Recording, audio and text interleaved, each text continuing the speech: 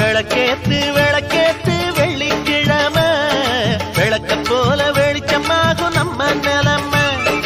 உணர்வில் கிடந்தா உழைக்காம இருந்தா வருங்கால நமக்கு வளமாக வருமா? வந்தாச்சு வந்தாச்சு வருங்க